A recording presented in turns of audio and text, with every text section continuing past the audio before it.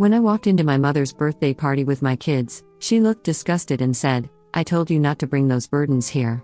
Guests whispered and pointed. My father roared, "Get those mistakes out of my house." Sister threw food at us, "Go back to whatever dumpster you crawled from."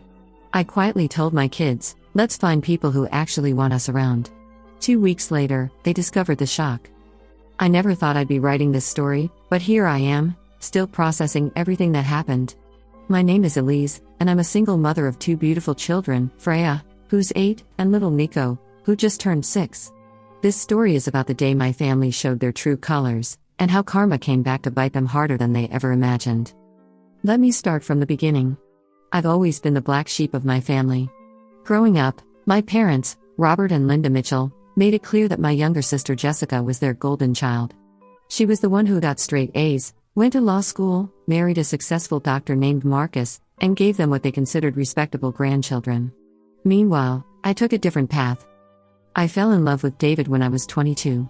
He wasn't wealthy or from a prestigious family, he was a mechanic who worked hard and treated me like a queen. My parents hated him from day one. They thought he was beneath us, beneath me. When I got pregnant with Freya, they were furious.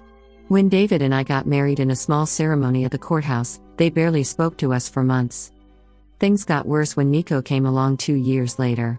David had been diagnosed with a rare form of cancer during my pregnancy, and the medical bills were astronomical. We struggled financially, but we were happy. David fought bravely for 3 years before he lost his battle when Nico was just 3 years old. After David died, I thought my family might soften toward me and the kids. I was wrong. If anything, they became more distant. They saw my children as reminders of my poor choices and my financial struggles as embarrassing. My mother, Linda, would make snide comments about how I should have chosen better and how my kids were paying the price for my mistakes. My sister Jessica never missed an opportunity to remind me how different our lives were. She lived in a mansion in the suburbs with her perfect husband and their 2 children, Madison and Connor. Her kids went to private school, took violin lessons, and wore designer clothes. My kids went to public school, played at the community center, and wore hand-me-downs from thrift stores. But you know what? Freya and Nico were happy, polite, intelligent children who knew they were loved. The incident that changed everything happened on my mother's 60th birthday. She had been planning this party for months, a big celebration at my childhood home with all her friends, neighbors, and extended family. I had been looking forward to it because it had been weeks since I'd seen my parents, and I thought maybe, just maybe, this could be a fresh start. I should have known better when my mother called me the week before the party. "Elise, I need to talk to you about Saturday," she said, her voice tight with that familiar disapproval. "What about it, Mom? The party starts at 2, right?" "Yes, but I need you to understand something. This is an important event for me. I've invited some very prominent people from the community, including your father's business partners and several judges from Jessica's law firm." I felt a knot forming in my stomach. "Okay. I think it would be best if you came alone. Just you. The children can stay with a babysitter." The words hit me like a slap. "Mom, these are your grandchildren. Freya and Nico have been asking about the party all week. They picked out special clothes and made you a handmade card. Elise, you know how energetic children can be. This isn't really an appropriate event for them. It's more of an adult gathering." I knew what she was really saying. She was embarrassed by my kids because they weren't as polished as Jessica's children. Because they didn't have designer clothes or perfect manners taught by private tutors. "They're 8 and 6, Mom. They know how to behave. And they're your grandchildren. I've made my decision, Elise. Please respect it." I hung up feeling hurt and angry, but I decided I wasn't going to hide my children away like they were something to be ashamed of. They deserve to be included in family events. They deserve to know their grandparents. So on Saturday afternoon, I dressed Freya in her favorite purple dress, a hand-me-down from Jessica's daughter that still looked beautiful on her. Nico wore his best button-down shirt and khakis. They both looked adorable and were so excited to see their grandparents and give them the card they'd worked on all week. I took a deep breath as we walked up to my childhood home. The house was buzzing with activity, cars lined the street, and I could hear laughter and conversation coming from the backyard where the party was being held. The moment we walked through the front door, I knew I had made a mistake. My mother was standing in the foyer, greeting guests, when she saw us. Her face immediately shifted from the bright smile she'd been wearing to a look of pure disgust. "Elise," she hissed, glancing around to see if anyone was watching. I told you not to bring those burdens here. The word hit me like a physical blow. Burdens. She had called my children, her own grandchildren, burdens. Freya's face crumpled slightly, and I saw Nico press closer to my leg. They might not have understood the full implication of what she said, but they could feel the hostility radiating from their grandmother. Mom, they're your grandchildren, I said quietly, trying to keep my voice steady. They made you a card. But she had already turned away, forcing a smile as she greeted another guest. I could hear people whispering around us, and I felt their eyes on my children. I recognized some of my mother's country club friends, and their looks ranged from curious to judgmental. Is that Linda's other daughter? I heard one woman whisper to another. The one who married that mechanic? Poor thing, came the response. Those children look like they shop at Walmart. My face burned with embarrassment, but more than that, I was furious. How dare they talk about my children like that? Freya and Nico had done nothing wrong except be born to a mother who didn't meet this crowd's standards.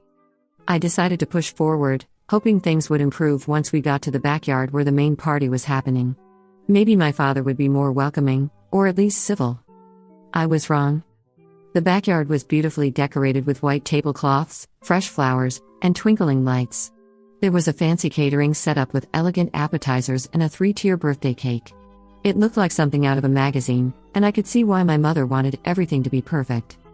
My father, Robert, was holding court near the bar, telling stories to a group of men in expensive suits. When he saw us approaching, his expression darkened.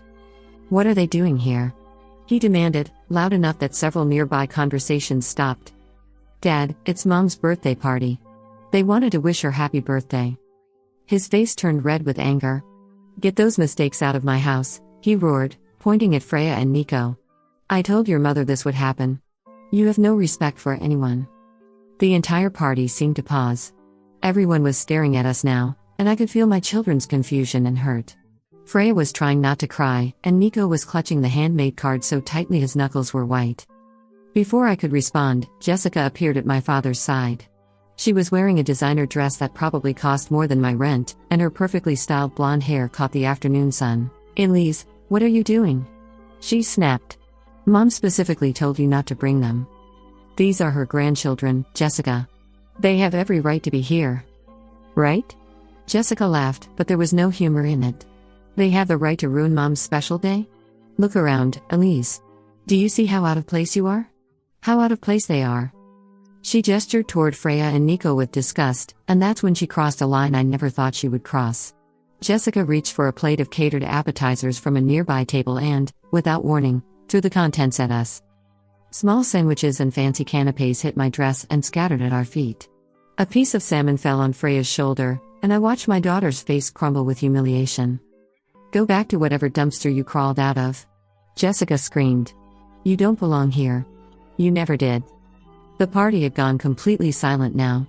Dozens of eyes were watching this family drama unfold, and I could see phones coming out to record what was happening. My children were being publicly humiliated by people who were supposed to love them. That's when something inside me snapped into clarity. I wasn't going to stand there and let my children be treated like this for one more second. I wasn't going to beg for acceptance from people who clearly didn't deserve to know Freya and Nico. I knelt down to my children's level and spoke loud enough for everyone to hear. Let's find people who actually want us around, I said gently, helping brush the food off Freya's dress. Some people don't know how lucky they are, and that's their loss. Freya looked up at me with those big brown eyes that looked so much like her father's. Mommy, why don't they like us? Because they forgot how to love, I told her. But we don't need people who don't know how to love. We have each other, and that's what matters. Nico held up the crumpled birthday card he'd been clutching. What about Grandma's card? I looked at the card my children had spent hours making. It was covered in crayon drawings of flowers and hearts, with Happy Birthday Grandma. We love you.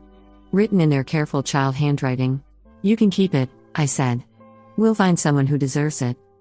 As we walked toward the gate, I heard my mother call after us, but I didn't turn around. I was done.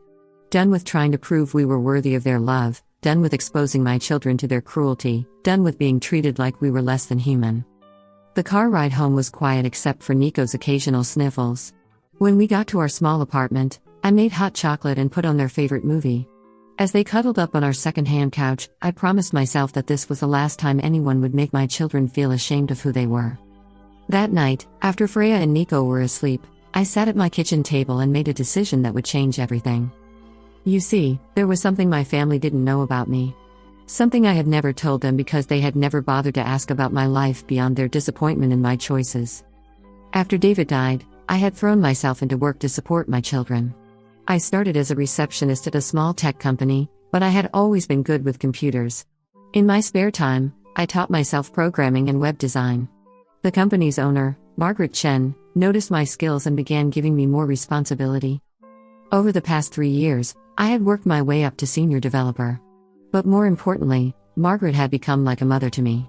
She valued my work, respected my dedication to my children, and had been encouraging me to take a leap I'd been considering for months. Starting my own business. I had been developing a revolutionary app for small businesses, something that would streamline their inventory management and customer service. Margaret believed in the project so much that she offered to be my first investor. I had been hesitant because it would mean leaving the security of my steady job, but after what happened at the party, I realized I had nothing left to lose. The Monday after the birthday party disaster, I walked into Margaret's office and told her I was ready. "Are you sure, Elise?" she asked, her kind eyes studying my face. "This is a big decision."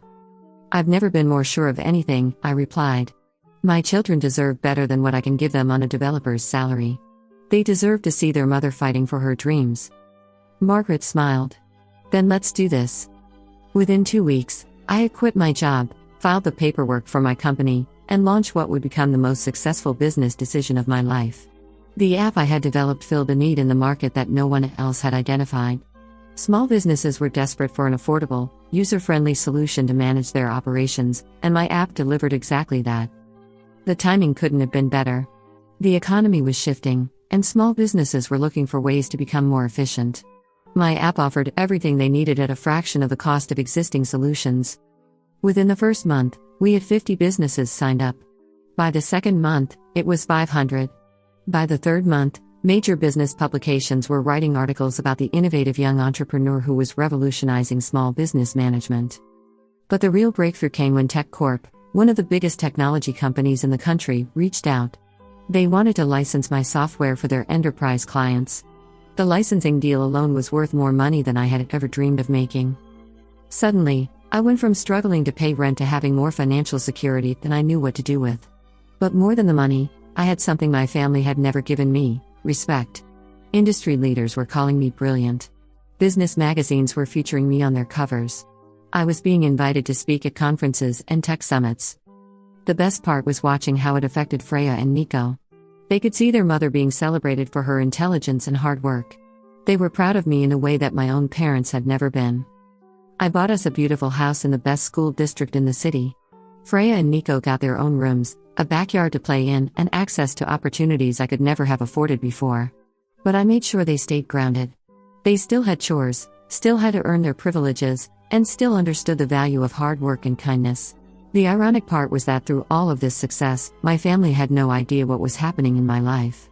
They had written me off so completely that they never bothered to check on us after the birthday party incident. They assumed we had crawled back to whatever dumpster they thought we belonged in. I didn't reach out to them either. I was building a new life for my children, surrounded by people who valued us for who we were. Margaret became like a grandmother to Freya and Nico.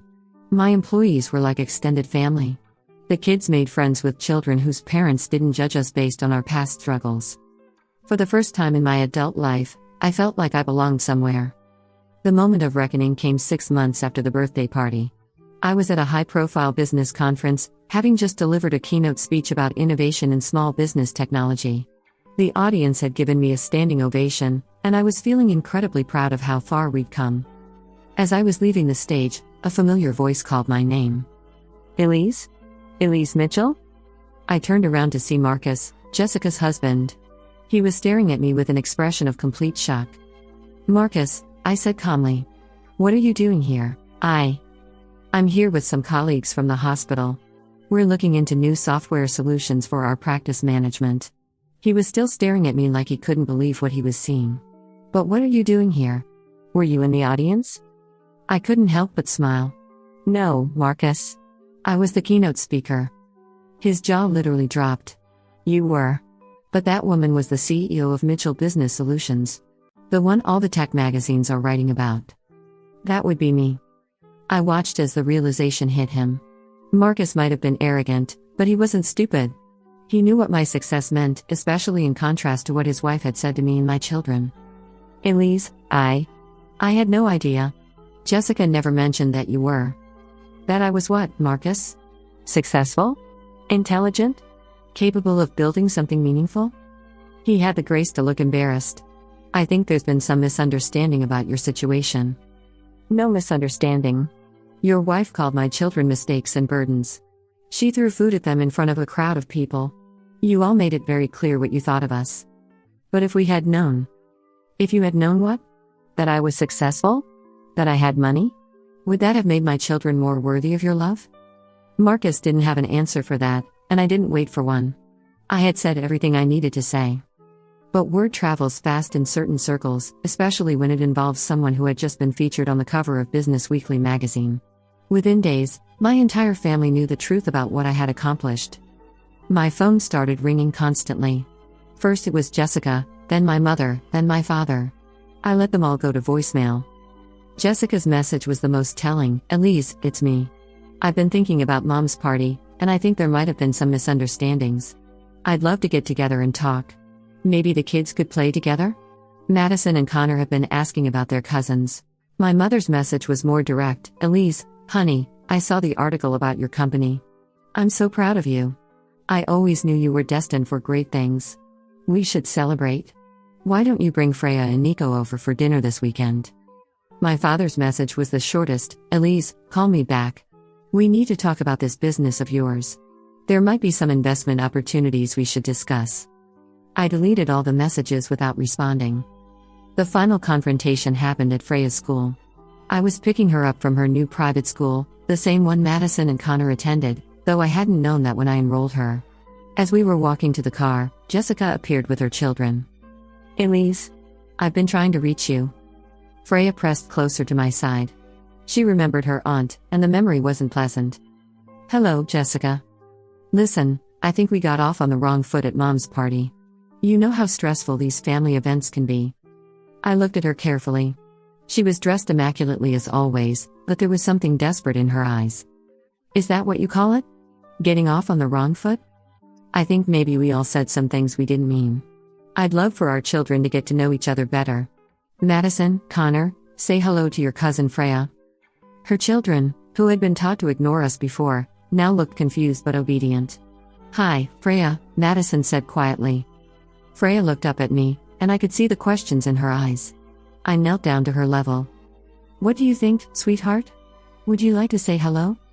Freya considered this seriously, then looked at Jessica with a kind of wisdom that only children possess. Are you going to throw food at us again? She asked. Jessica's face turned red.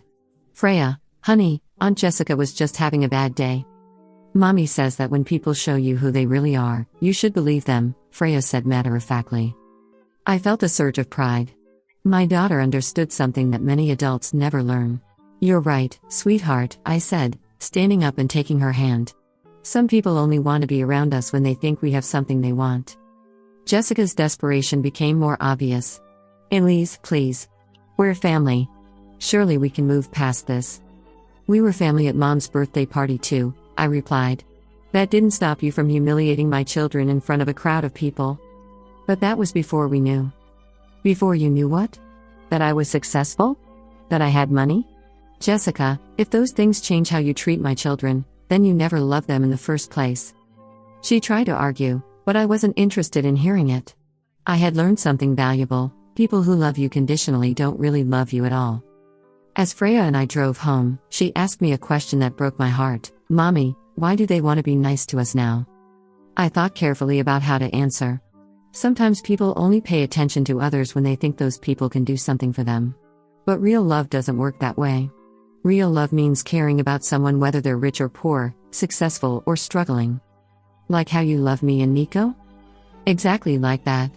And like how Margaret loves us, and how your teachers care about you, and how our friends accept us just as we are. I like our real family better, Freya said. Me too, sweetheart. Me too. The attempts to reconnect continued for months. My parents sent expensive gifts for Freya and Nico's birthdays. Jessica invited us to Madison's recital. Marcus reached out about investment opportunities. They all acted as if the birthday party incident had been a minor misunderstanding rather than a deliberate act of cruelty toward children. The gifts they sent were telling in their own way. For Freya's 9th birthday, my mother sent a diamond bracelet that cost more than most people's monthly salary. For Nico's 7th birthday, my father sent a remote-controlled helicopter that was so advanced it required adult supervision. These weren't gifts chosen with love or knowledge of my children's interests, they were expensive displays meant to impress me and win favor. Freya looked at the bracelet with confusion. "Mommy, why would Grandma send me jewelry? I don't even have pierced ears yet." Nico was more direct in his assessment. "This helicopter is too hard for me. Can we give it to someone who knows how to use it?" The responses made me realize something profound. My children had developed better judgment about people's motivations than most adults ever learn. They instinctively understood that these gifts weren't expressions of love but attempts at manipulation. I decided to use these moments as teaching opportunities. "What do you think about these gifts?" I asked them both one evening as we sat in our living room. "They're expensive," Freya said thoughtfully. "But they don't feel like they're really for us." "What do you mean?" "When you give us presents, or when Margaret gives us presents, it feels like you thought about what we would like. These feel like they're trying to prove something." Nico nodded seriously. "Like when Tommy at school gives me his cookies because he wants to use my crayons, not because he wants to be nice." I was amazed by their insight. At 8 and 6 years old, they had identified something that had taken me years to understand about my family's behavior. The pressure from my family intensified when my company was featured on the cover of Forbes magazine. The article, titled "The Single Mother Who Revolutionized Small Business Technology," included photos of me with Freya and Nico at our new home.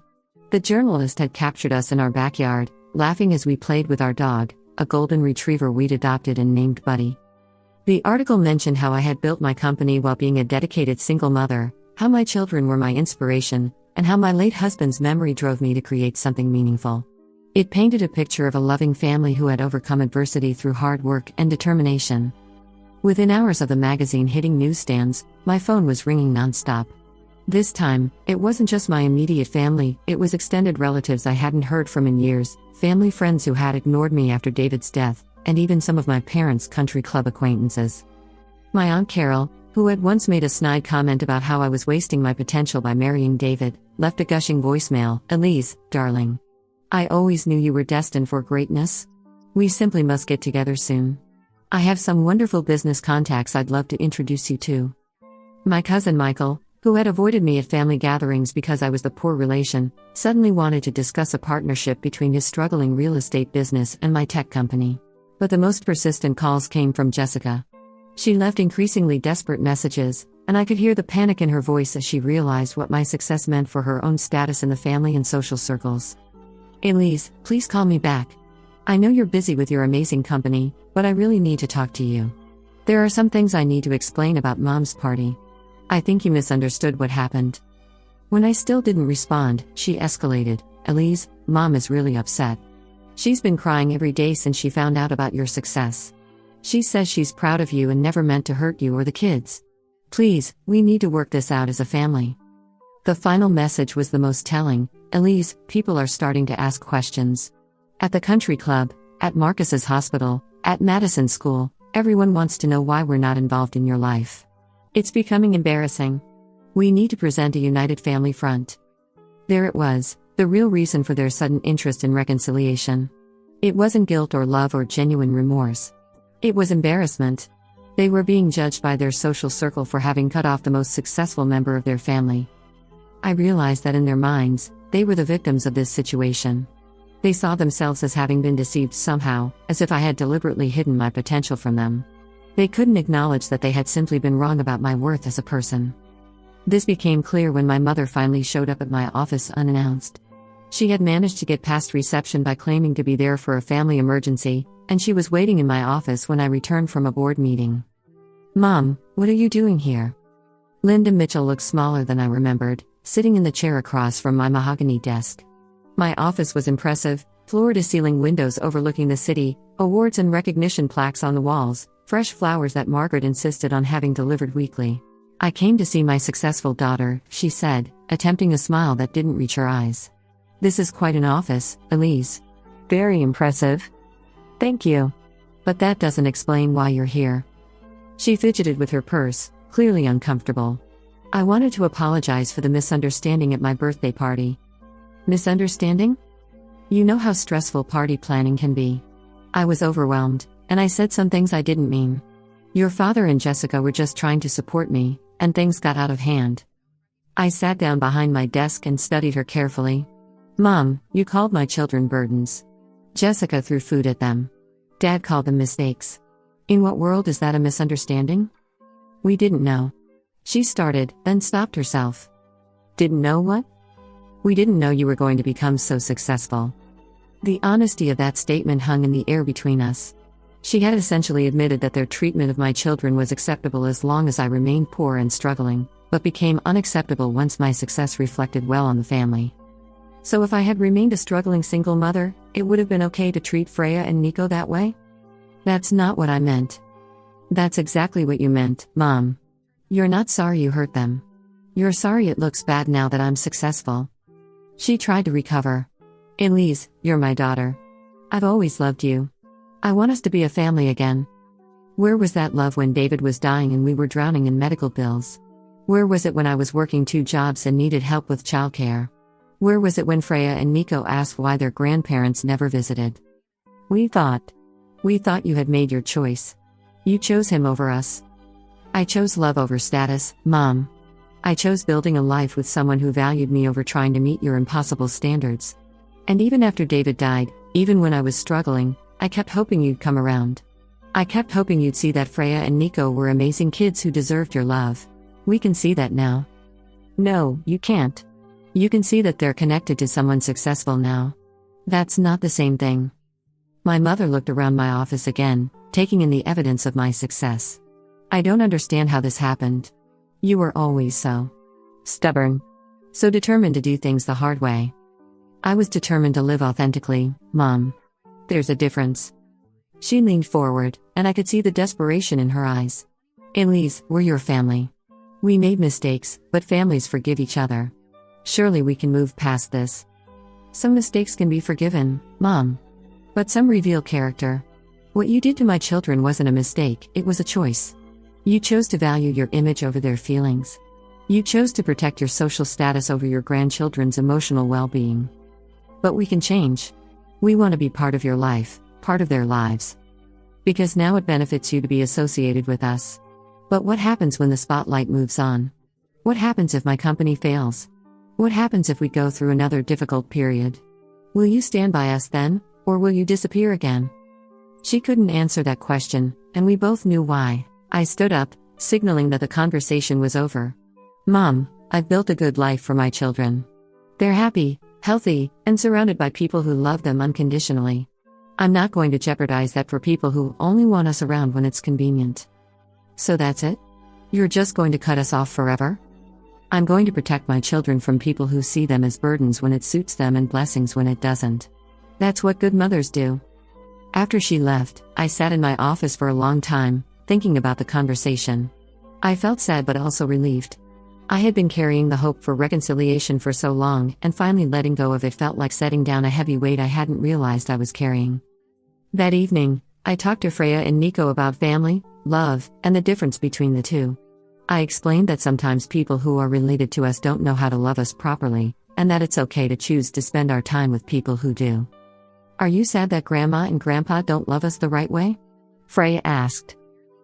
I'm sad for them, I replied honestly. Because they're missing out on knowing 2 of the most wonderful people in the world. I'm not sad, Nico announced. We have Margaret and all our friends who love us. That's enough family for me. Out of the mouths of babes. My 6-year-old son had figured out what many adults never learn, that family is about choice and love, not just biology. But I had learned something important about boundaries. Just because people are related to you doesn't mean they deserve access to your life. Just because they apologize doesn't mean you have to accept that apology. And just because they've changed their tune doesn't mean they've changed their hearts.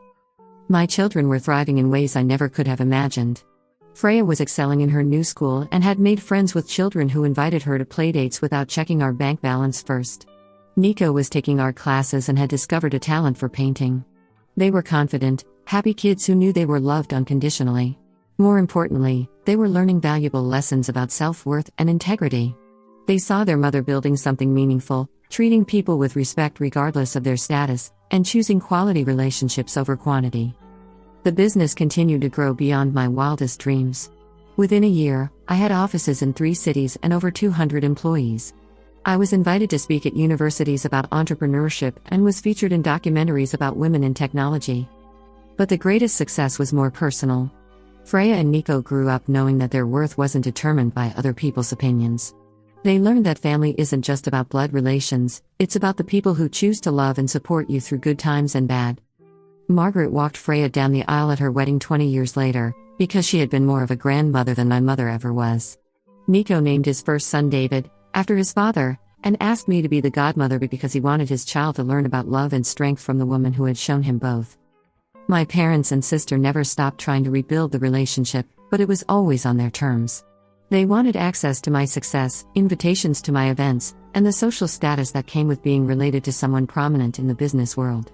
But they never truly acknowledged the pain they had caused or showed genuine remorse for how they had treated my children. And you know what? That was okay. I had learned that you can't force people to be better than they are, but you can choose not to accept less than you deserve. The birthday party that was supposed to humiliate us had actually set us free. It forced me to stop seeking approval from people who were never going to give it and to start building a life surrounded by people who saw our worth. Freya and Nico grew up secure in the knowledge that they were loved, valued, and respected. They never had to question their worth or beg for acceptance. They learned to choose relationships with people who celebrated them rather than tolerated them. As for my family, they learned that treating people badly has consequences. They lost the opportunity to know 2 incredible children who grew up to be remarkable adults. They missed Freya's graduations, Nico's art shows, family vacations, and countless precious moments because they chose pride over love. The shock they discovered wasn't just that I had become successful, it was that success had been possible all along, but they had been too blinded by their own prejudices to see it. They realized too late that the burdens and mistakes they had rejected were actually the greatest blessings they could have had. But by then, we had moved on. We had found our real family, the one that chose us and loved us unconditionally. And that family was more valuable than anything money could buy. Sometimes the best revenge isn't fighting back, it's building a life so beautiful that you no longer care what the people who hurt you think about it. Sometimes the greatest victory is realizing that their opinions never mattered as much as you thought they did. Freya and Nico learned that lesson early, and it served them well throughout their lives. They chose partners who loved them for who they were, built careers that fulfilled them, and raised children in homes filled with unconditional love and acceptance. And every year on my mother's birthday, we celebrate in our own way, not with fancy parties or expensive decorations, but with gratitude for the day that showed us who our real family truly was.